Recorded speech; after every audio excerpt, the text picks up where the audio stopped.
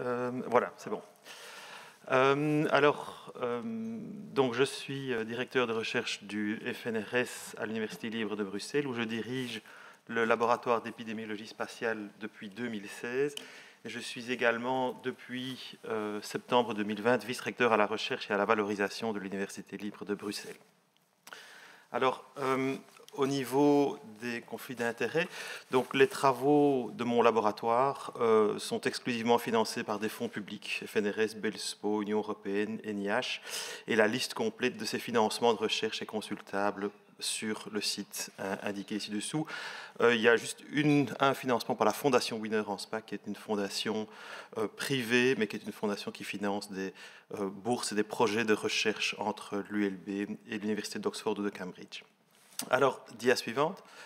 Pour commencer, je voulais aborder la question sous l'angle un petit peu de la perspective historique dans laquelle se place cette réflexion depuis le début de la pandémie, puisque comme vous le savez, nous avons connu en fait, je dirais, trois grandes phases, c'est-à-dire cette première grande vague vis-à-vis de laquelle nous étions très peu préparés et en l'absence d'une capacité de diagnostic suffisante, en l'absence de masques, en l'absence de testing et tracing, nous n'avons pas eu d'autre choix que celui de prendre des mesures très fortes qu'a pu être le lockdown.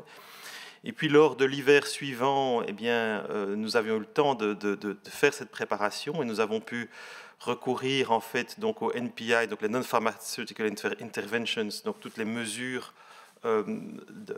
qui ont été prises dans la population, mais nous avons pu compter sur l'aide des masques et du système de testing and tracing. Et puis est arrivée effectivement la vaccination en janvier 2021. Et sur ce graphique d'essai, on voit très clairement en quoi ça a vraiment changé les choses depuis ce moment-là, puisque même dans la dernière vague hivernale, on n'a pas atteint des mortalités comparables, quel que soit le niveau de gestion ou de transmission qu'on ait pu atteindre. Et vous retrouvez ici au-dessus le graphique qui représente en fait la manière dont le déploiement vaccinal s'est fait à partir de janvier, donc qui a été un petit peu lent au début, puis qui s'est surtout accéléré très très fortement vers la fin du printemps, le mois de juin. Et entre les deux, il y a eu cette troisième vague qui n'a pas été très importante au niveau des décès, mais qui a mis une forte pression sur les unités de soins intensifs. Et puis le futur dans tout ça, c'est qu'effectivement, la diversité des instruments dont que l'on peut utiliser pour faire face à la pandémie se complète. Et je pense que ce qui va arriver et qui va nous aider considérablement à l'avenir, ce sont les traitements avec l'utilisation accrue d'antiviraux et d'anti-inflammatoires sur lesquels on a de plus en plus de résultats cliniques. Dia suivante. Alors, j'ai voulu placer, en fait, si vous voulez, pour que ma présentation soit complémentaire avec celle de Gert Molenbeek, placer en fait l'ensemble des observations parallèlement à la gestion opérationnelle en distinguant plusieurs phases, avec cette première phase qui commence l'été dernier, c'est-à-dire au moment où la vaccination s'était déployée de la manière la plus forte possible. Je me replace ici, je dirais, vers le mois de juillet de cette année. Au niveau des observations, qu'est-ce que nous savions à ce moment-là? Nous avions des données qui nous indiquaient qu'il y avait une excellente efficacité vaccinale à la fois contre les formes sévères, les risques d'hospitalisation et de décès, mais aussi contre les risques de transmission dans les semaines qui suivaient un schéma complet à 2 doses. Et forcément, avec cette information-là, en termes de gestion opérationnelle, il semblait possible aux autorités et aux différents experts, à l'aide de la vaccination, de contrôler la transmission de manière durable. Et le corollaire de cela a été évidemment que la priorité soit de vacciner le plus de monde le plus vite possible, avec, et c'était le corollaire de ce potentiel de contrôle de la transmission, la promesse d'un retour à la vie normale lorsque suffisamment de personnes seraient vaccinées.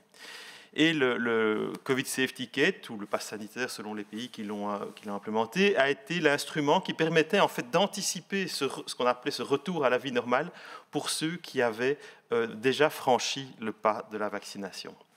Dia suivante. Puis nous sommes arrivés, je dirais, il y a eu vers l'automne, avec le déploiement de la vague Delta, un virus qui était intrinsèquement plus transmissible. Et ce déploiement de cette vague Delta s'est fait conjointement à une diminution de l'efficacité vaccinale en particulier contre le risque d'infection. On verra quelques chiffres dans un instant. Et donc, ça nous a amené au milieu de l'automne à ce constat qui était que même dans les provinces qui avaient d'excellents taux de vaccination, parfois plus de 90% chez les plus de 18 ans, on avait une augmentation des transmissions et des hospitalisations. Et forcément, ça a été une grande déception, je pense, pour beaucoup d'entre nous, et qui a impliqué en fait de devoir, pour contrôler la vague Delta, revenir à des mesures non pharmaceutiques, revenir à un certain nombre de mesures, au fait que les populations de jeunes, et en particulier les enfants, soient les populations dans lesquelles on retrouve les incidences les plus élevées, puisque c'était effectivement chez eux qui étaient beaucoup moins vaccinés. Et puis, il a fallu accélérer rapidement le déploiement du boost, d'une troisième dose, puisqu'on avait à ce moment-là des résultats qui indiquaient qu'il permettait de restaurer une bonne efficacité vaccinale à la fois contre les formes sévères, mais aussi contre le risque d'infection et donc de transmission. Et pour beaucoup, la perspective d'un retour à la vie normale à ce moment-là s'éloignait quelque peu. Dia suivante.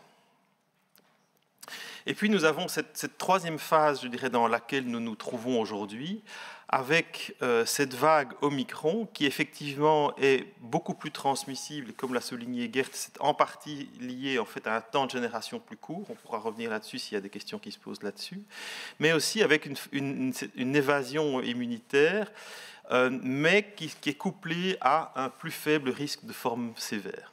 Et donc cette vague Omicron, chez nous, comme dans d'autres pays, elle semble avoir comme ça être passée à travers à peu près toutes les lignes de défense qu'on avait pu construire, avec une transmission qui semble en fait extrêmement difficile à contrôler.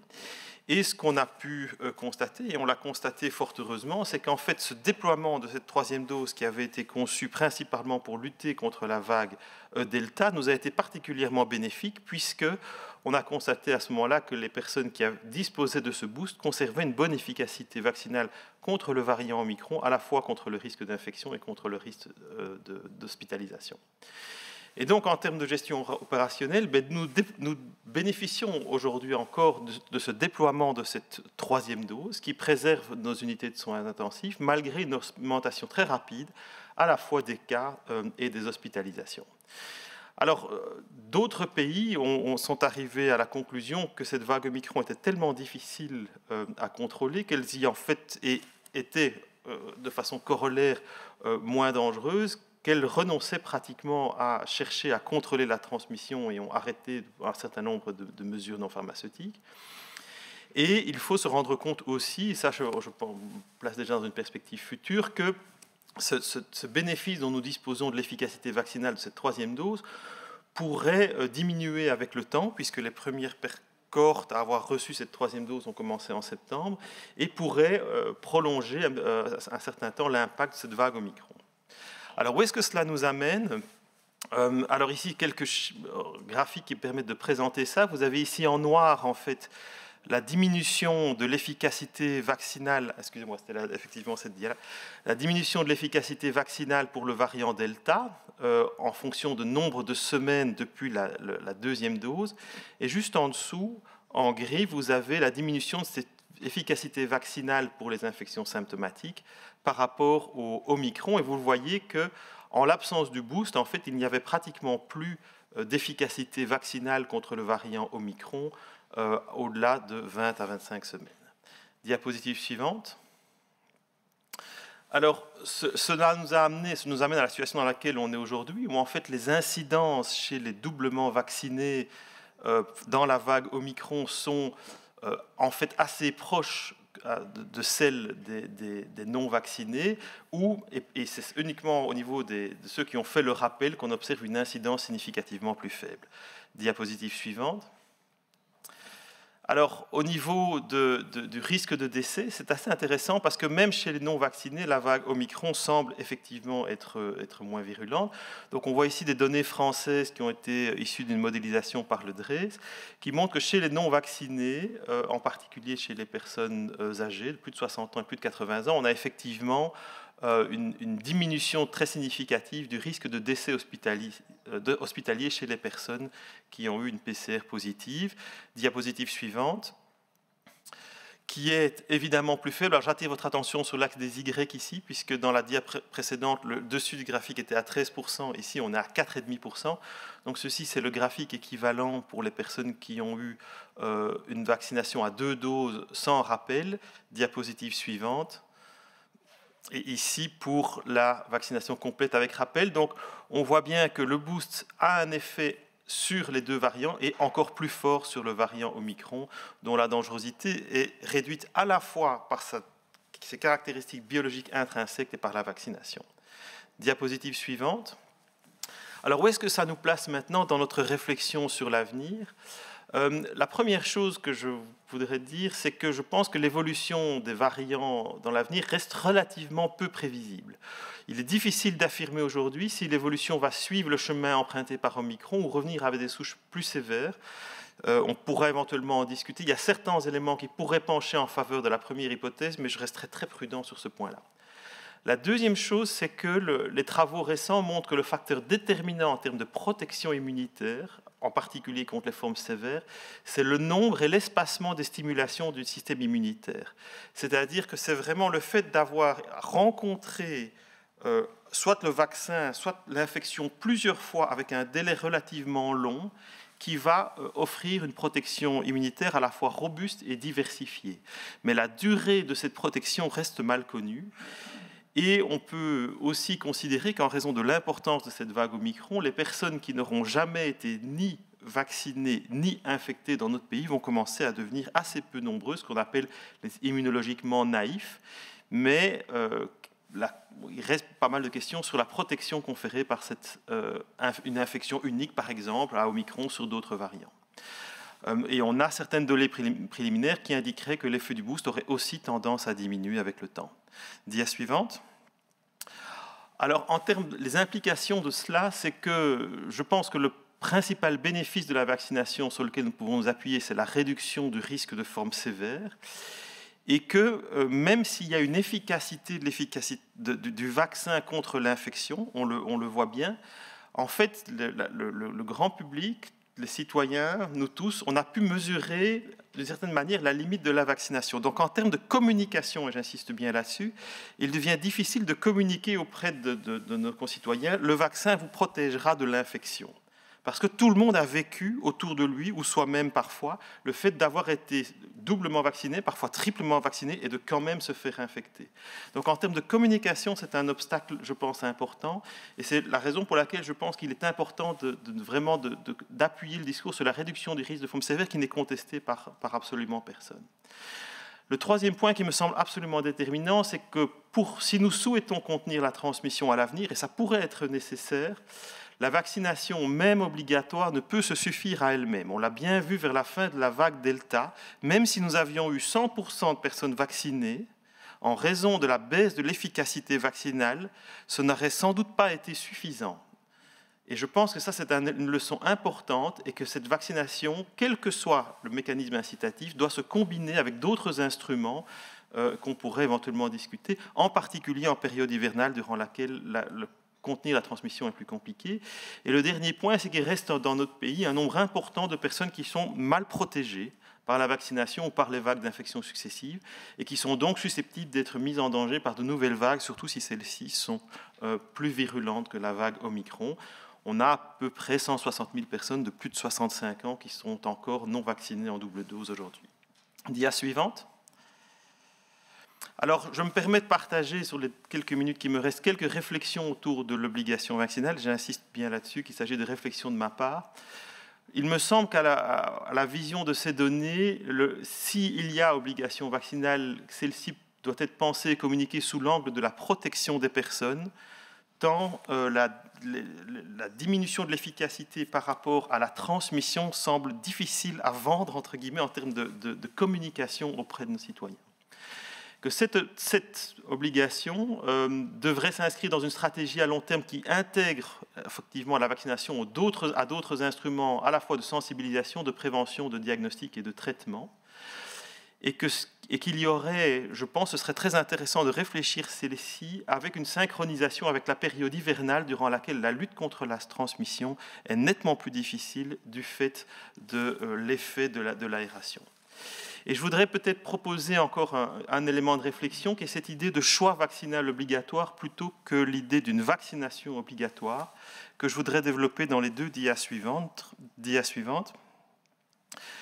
qui est l'idée que pour les personnes qui ne souhaiteraient pas se faire vacciner, donc qui n'auraient pas fait qui ne seraient pas vaccinées volontairement, l'obligation ne porterait que sur le fait de devoir aller discuter de son choix avec un médecin lors d'une consultation gratuite. Et ce dispositif aurait différents avantages, de prendre en compte les facteurs de risque individuels en termes de communication avec le patient, de tenir compte de l'historique d'infection du patient, de répondre aux interrogations qu'ils peuvent avoir sur les risques liés à l'administration du vaccin et par là de débunker un certain nombre de fake news, de diminuer aussi le poids du choix qui porte sur les individus et leurs proches. Pour l'instant, ce choix vaccinal est porté par les citoyens et par leurs amis, par leurs proches. Imaginez les situations familiales où un frère ou une sœur dirait à un autre « non, ne te vaccine pas, j'ai vu ça sur Facebook » et que cette personne se retrouve aux soins intensifs. Il y a un choix qui est difficile à porter par les familles et les individus. Le fait de remédicaliser ce choix aurait beaucoup d'avantages. Et ça permettrait aussi, en particulier pour les populations qui se trouvent dans des situations précarisées, parce que l'hésitation vaccinale elle est multiforme, de reconnecter certains patients à une forme de suivi médical. Dia suivante. Ce qui m'a inspiré cette idée, c'est que de nombreuses obligations collectives permettent un opt-out, c'est-à-dire que l'on pense même l'obligation citoyenne d'aller voter, on est obligé de se présenter au bureau de vote, on peut remettre un vote nul ou blanc, on peut penser au fait même l'obligation scolaire, on peut faire de l'instruction à domicile. La non-vaccination a en fait des éléments structuraux et antérieurs à la crise qui sont liés à une perte de contact générale avec la médecine de terrain, en particulier dans les milieux précaires. Et donc, je pense qu'il serait vraiment intéressant de chercher à reconnecter ce choix à la médecine de terrain. De manière générale, on a constaté dans le passé que le basculement de stratégies opt-in vers des stratégies opt-out donne d'assez bons résultats dans des domaines sensibles du point de vue éthique comme celui du don d'organes.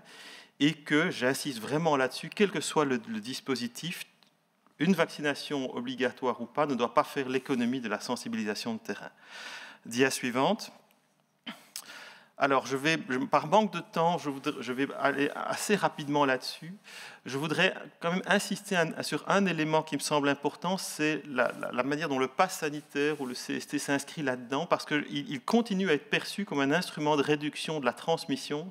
Or, je pense que le bénéfice de ce point de vue-là est extrêmement limité. Je vais passer cette dia parce que je vois que mon temps s'est écoulé, mais on pourra revenir dessus si ça intéresse les membres de la commission. En fait, ce bénéfice, si on met de côté l'effet en termes d'incitation à la vaccination, si on considère uniquement l'effet en termes de prévention de la transmission, ce bénéfice repose principalement sur l'idée que ceux qui n'ont pas de CST ne vont pas prendre part à une activité alternative qui présente un risque équivalent. Donc il faut bien se mettre en tête que les non-vaccinés qui ne vont pas au restaurant, au théâtre ou au cinéma ont une vie sociale normale qui se déroule à côté et que celle-ci présente aussi des risques et que la transmission qui ne se fait pas dans les lieux régis par le CST se fait ailleurs. Et c'est quelque chose qui semble avoir été complètement occulté du débat public autour de CST.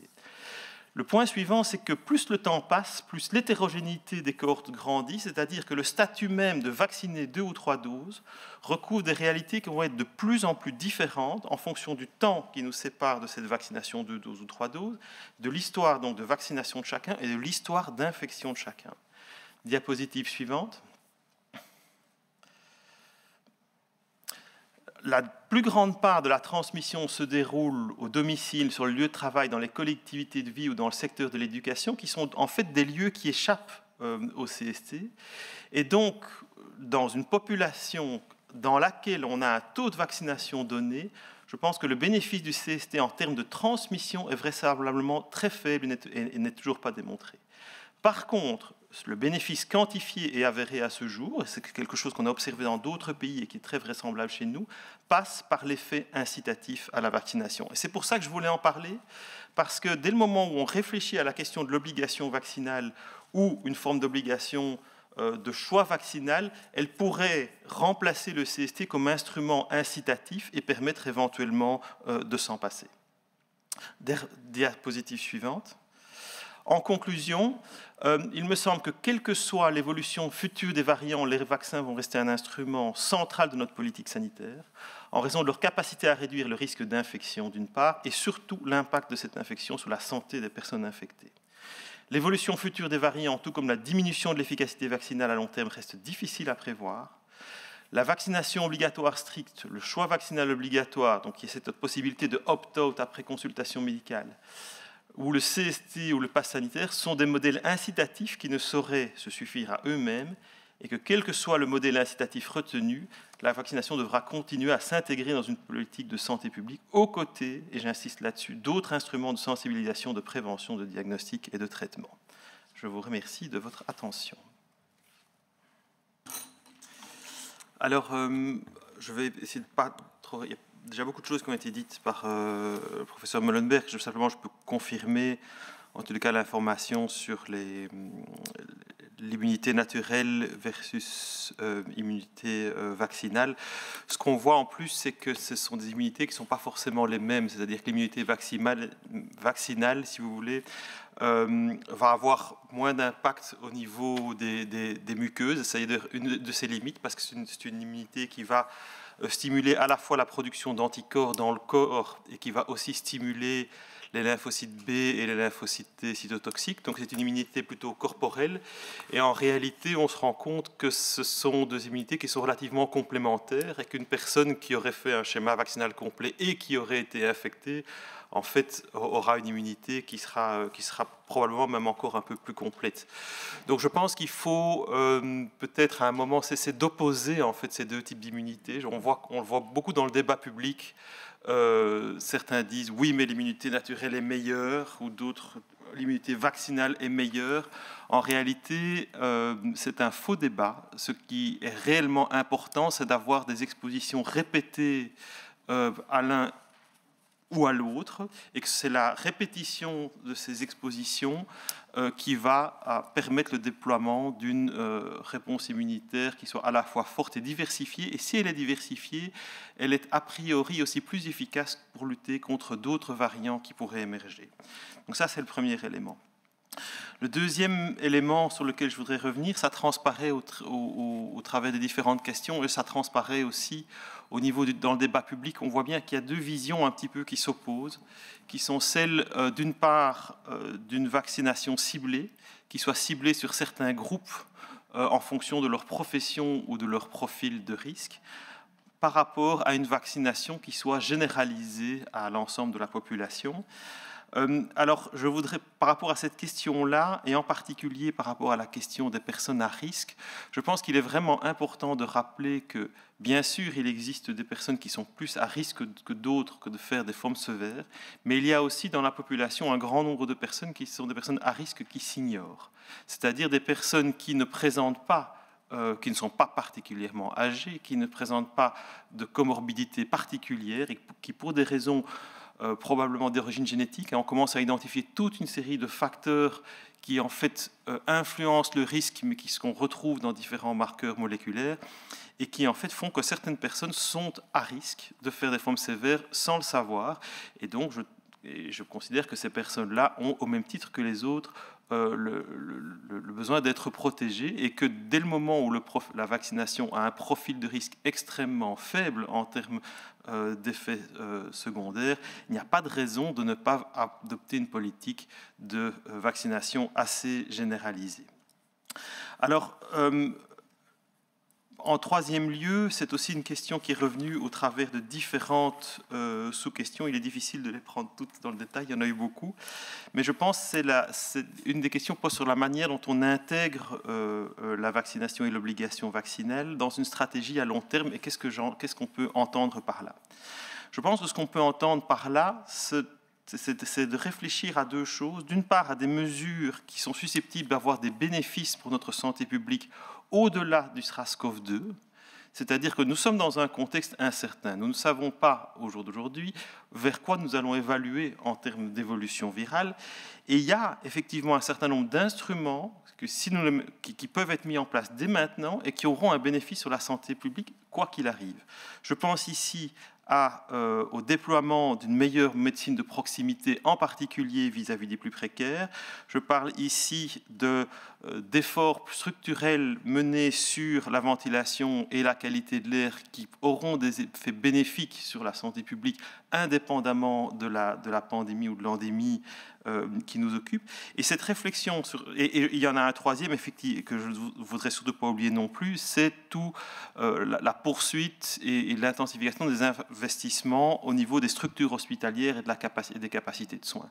Il s'agit là de 3 axes très importants d'une politique de santé publique qui auront des bénéfices immédiats si on les met en œuvre rapidement et qui auront des bénéfices à long terme sur la santé de notre population.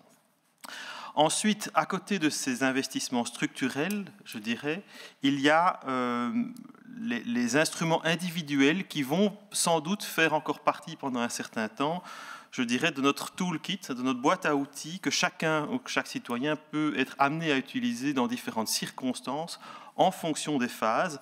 Je pense ici particulièrement au masque. Je pense qu'effectivement, le masque va rester un instrument utile en certains lieux et en certains moments. Et je pense aussi à l'utilisation de tous les autotests qui permettent à chacun de limiter et de gérer un petit peu plus, en tous les cas, de se mettre en quarantaine si effectivement un autotest se révèle positif et donc de gagner énormément de temps par rapport au dispositif qui est en place. Et puis, j'en arrive à la question de 2 dispositifs qui, je pense, sont en question pour des raisons différentes. Le premier dispositif, c'est effectivement le CST, le pass vaccinal, et je voudrais bien ici clarifier les éléments de critique que j'ai pu formuler.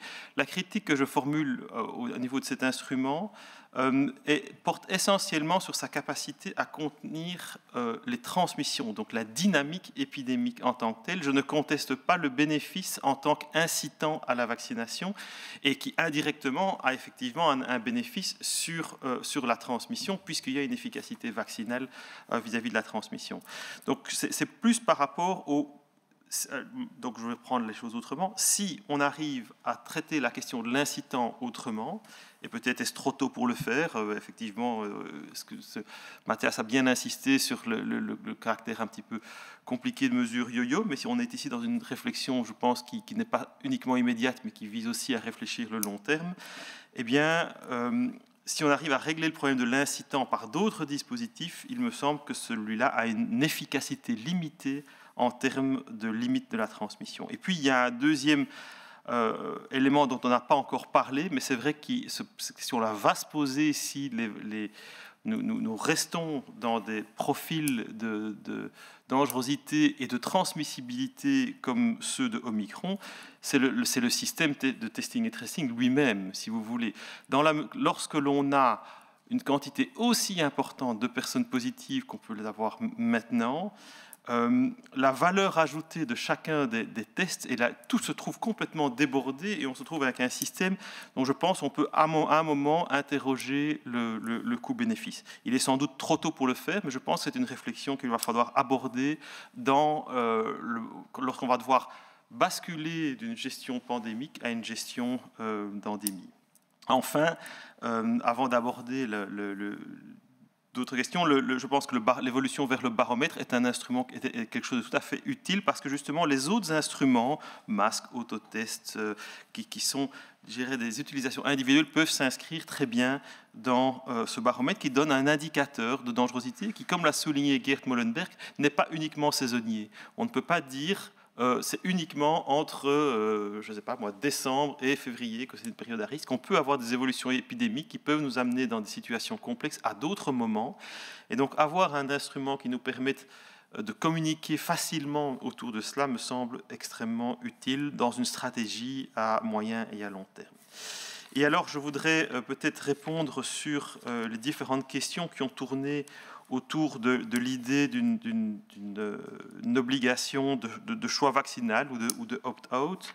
Alors, sur le caractère ambitieux et sur le coût, Évidemment, effectivement, je ne minimise pas le coût d'un dispositif comme celui-là, mais nous avons mis en place dans le cadre de cette pandémie des systèmes ambitieux, autant en termes logistiques, et qui ont eu un coût important également. Tout le dispositif de testing et tracing ne s'est pas fait un jour, toute la campagne de vaccination ne s'est pas faite en un jour. Si on est dans une réflexion à long terme, je pense qu'on peut envisager ce type d'instrument, et il ne m'appartient pas d'en définir tous les contours, tous les détails. D'abord, c'est une réflexion qui n'a pas été menée à son terme. Il y a énormément d'intervenants, et en particulier les représentants de la médecine générale, qui devraient être impliqués dans cette réflexion. Les community health workers, donc les personnes qui à Bruxelles effectivement ont été chargées de faire de la sensibilisation de terrain, je connais bien le dispositif puisque j'ai été amené à faire des séances de formation pour certaines des équipes, et j'ai bien pu mesurer aussi toute la difficulté que ces équipes rencontraient. Et c'est ici que l'obligation peut avoir quelque chose d'intéressant, parce que ces personnes-là se heurtent à la fois dans leur rôle et dans leur travail, non seulement au fait qu'elles se retrouvent en groupe, donc elles rencontrent quelqu'un qui est entouré de ses proches, etc. C'est pas facile nécessairement d'engager un dialogue, surtout s'il y a une forme d'opposition par rapport à la vaccination. Et puis, leur activité se heurte, je dirais, se limite à l'espace public, non pas la possibilité, de certaine manière, de déclencher cette rencontre de façon un peu plus, je dirais, obligatoire. Et c'est ici que l'obligation pourrait avoir un certain intérêt, en amenant des personnes à devoir elles-mêmes se déplacer pour poser cette question-là. Et je pense que c'est une obligation qui est infiniment plus légère et plus facile à accepter qu'une obligation, même d'un point de vue symbolique, que l'obligation de se faire injecter un vaccin qui cristallise énormément d'opposition. Par rapport aux anti-vax et au fait qu'ils puissent se trouver un médecin complaisant qui effectivement, qui acceptera de dire les yeux fermés, vous ne pouvez ne pas faire le vaccin. Je dirais simplement que les anti-vax, même avec l'obligation vaccinale, il y a de fortes chances qu'ils ne se fassent pas vacciner de toute manière, et qu'ils vont préférer payer une amende ou échapper au dispositif plutôt que cela. Et que je dirais qu'au contraire, ici, ça va responsabiliser les médecins qui, effectivement, auront dit ou auront participé à ce choix. Contraignante, oui, de la même manière qu'on peut considérer que le vote est obligatoire et qu'il y a une contrainte et qu'on est éventuellement, on peut être amené à avoir une amende si on ne vote pas. Alors, on sait très bien que c'est poursuivi ou pas, avec plus ou moins d'intensité ou pas, mais ça, c'est une question qui peut être laissée à d'autres appréciations. Mais oui, je rendrai effectivement ce dispositif contraignant pour justement amener un certain nombre de personnes à poser ce choix, et pas simplement... parce que sinon, on se rapproche trop de dispositifs, je pense, actuels, et on louperait l'objectif. Et pour chaque booster, pourquoi pas ? Pourquoi pas, dans la mesure où par un mécanisme comme celui-là, on enclencherait une roue qui chercherait à réaccrocher un certain nombre de personnes à une forme de médecine de proximité. Peut-être que se reposer la question à chaque campagne de vaccination permettrait effectivement, pour les personnes qui sont en doute, de réinterroger ce choix à la lumière des connaissances, à la lumière de l'évolution de l'épidémie dans notre pays. Et donc, la question, à mes yeux, elle reste ouverte, mais je dirais effectivement pourquoi pas. Je voudrais peut-être clôturer ma réponse sur une conviction que je pense que nous devons vraiment collectivement essayer d'aller vers une forme d'apaisement et d'être infiniment plus parcimonieux maintenant dans l'utilisation des outils et de la communication qui divisent notre société entre vaccinés et non vaccinés.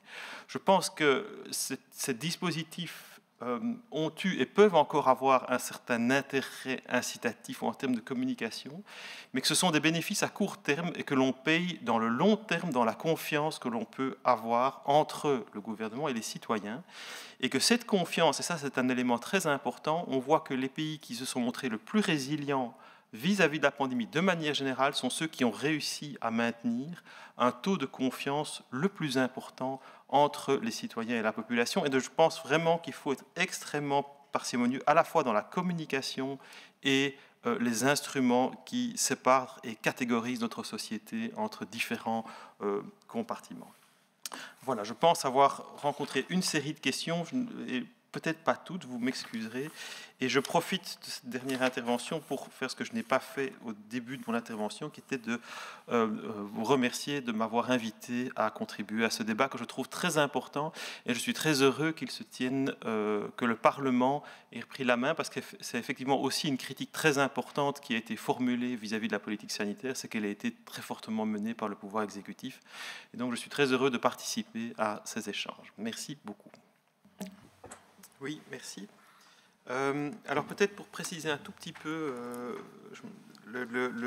pour savoir un petit peu de quoi on parle par rapport aux questions qui touchent à cette idée d'une consultation médicale.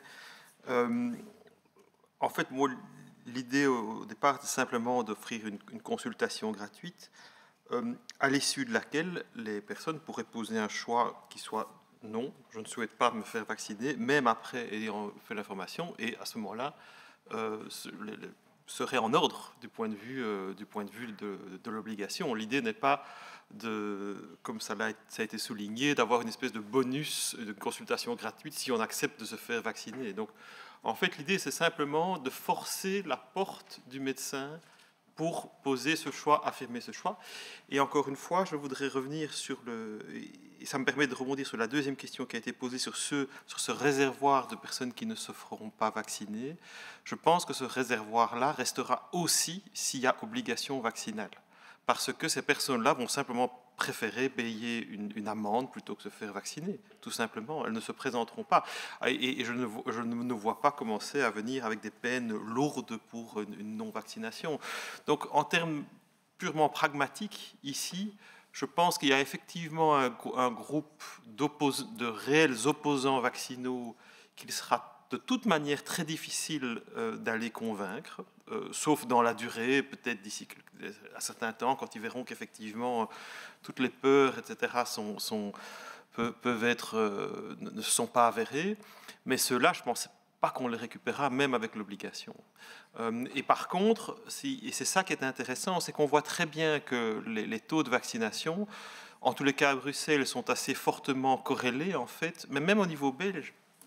En fait, ça n'a rien, enfin, ce n'est pas tellement nouveau. On retrouve les mêmes tendances par rapport au taux de vaccination que ceux qu'on connaissait par rapport à de la médecine préventive précédemment à la crise, avec des corrélations assez fortes avec des indicateurs de précarité et avec une situation qui distingue la région bruxelloise de la région wallonne parce que, à niveau de revenus équivalents, on a des niveaux de vaccination plus élevés en région wallonne qu'en région bruxelloise, sans doute parce que justement il y a eu un meilleur maintien, je dirais, d'une forme de médecine de proximité qu'à Bruxelles, où dans certains quartiers, il y a vraiment une coupure qui s'est établie avec le temps. Donc je pense que c'est vraiment là l'enjeu, et que ces personnes-là, effectivement, sont principalement concernées, et c'est de ce côté-là qu'on pourrait en fait encore gagner et protéger un certain nombre de personnes qui mériteraient de l'être.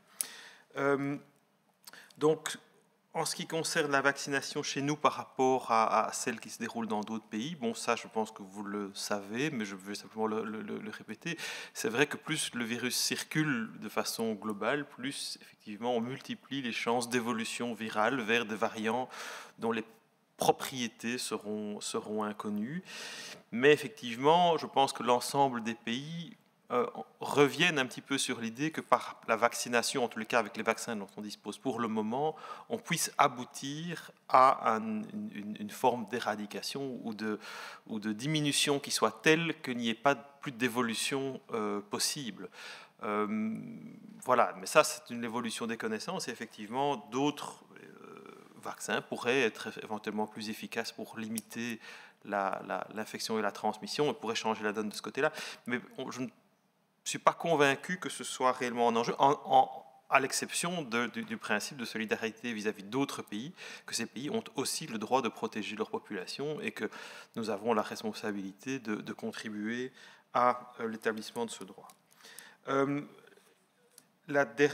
pense que j'ai répondu aux différentes... Oui, peut-être encore la question qui porte sur la place accordée à la protection acquise dans le pass vaccinal. C'est vrai que lors des vagues précédentes, j'étais relativement partagé là-dessus parce qu'en fait, Même si on a l'impression, par exemple, que nos 2 premières vagues avaient touché une quantité considérable de personnes, lorsqu'on regardait réellement les chiffres de la proportion de la population qui avait réellement été touchée par ces vagues épidémiques, ça restait relativement modeste. Donc on ne pouvait certainement pas compter là-dessus à l'échelle collective. La succession des vagues Delta et des vagues Omicron change quand même un petit peu la donne. On a quand même une proportion de la population qui est touchée par la vague Omicron qui est largement supérieure. On n'est plus du tout dans les mêmes ordres de grandeur. Si mes souvenirs font bon, il faudrait vérifier, mais il y a une enquête de Cienzano qui avait montré que la séroprévalence chez les enfants, qui n'avaient pas été protégés par la vaccination, donc uniquement du fait de la vaccination par les infections naturelles à l'issue de la vague du Delta, était de l'ordre de 50%. Alors il faudrait regarder le détail sur la région géographique, on pourrait retourner pour voir ça. Mais donc la succession des vagues Delta et Omicron touche quand même une fraction importante de la population. Et c'est vrai qu'en ne prenant pas cela en compte dans le passe vaccinal, en fait, on ignore une certaine forme de protection. Maintenant, il y a une réelle difficulté, et je pense que c'est important d'en être conscient, c'est qu'on a une vraie difficulté à mesurer la protection qui est conférée par les infections préalables. C'est-à-dire qu'on sait très bien que ces infections préalables vont déclencher une bonne réponse immunitaire chez certaines personnes et nettement moins bonne chez d'autres. Et le taux d'anticorps n'est pas un indicateur suffisant. C'est-à-dire que s'il est effectivement très élevé, il y a de bonnes chances que la personne soit bien protégée. On n'a pas encore établi de standard en la matière. Mais en revanche, s'il est faible, il est très difficile de déterminer si c'est une personne qui a été infectée préalablement et chez qui le taux d'anticorps aurait diminué, ou si c'est une personne qui n'a simplement jamais été infectée. Parce que pour mesurer d'autres indicateurs de l'immunité, comme les protections conférées par les lymphocytes B ou les lymphocytes T, les techniques qui doivent être mises en œuvre sont beaucoup plus complexes et ne peuvent pas être mises en œuvre facilement. Mais je dirais que, justement, si on veut remettre une place, en fait, pour les infections préalables dans le choix et dans le rôle que ça peut jouer, effectivement, c'est un médecin qui peut intervenir dans ce choix et qui peut guider le choix. Et je voudrais peut-être encore terminer par ceci. Autant il était difficilement envisageable d'avoir une forme d'individualisation du choix lorsqu'il s'agissait de vacciner un grand nombre de personnes le plus rapidement possible. Remettons-nous dans le contexte du printemps dernier. Nous avions ces vaccins à disposition. Nous savions qu'ils protéger avec des très bons niveaux de protection les personnes vaccinées.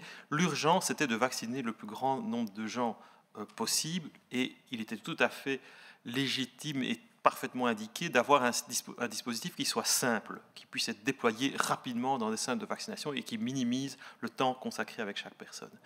Dès le moment où on s'inscrit dans une logique non seulement à plus long terme, et qu'on sait qu'une grosse partie de la population va être sensible à des messages de prévention, y compris vis-à-vis du boost, et que la fraction de personnes qui restent à convaincre est beaucoup plus faible, on peut passer dans des logiques plus individuelles. Alors, je n'ai pas fait le calcul d'un point de vue économique, je pense que ce serait vraiment intéressant de le faire, et ça pourrait être une suite pour évaluer la faisabilité d'une idée comme celle-là, mais je ne suis pas convaincu que ce soit nécessairement beaucoup plus coûteux toute une série d'autres éléments du dispositif collectif qu'on a mis en place face à cette pandémie.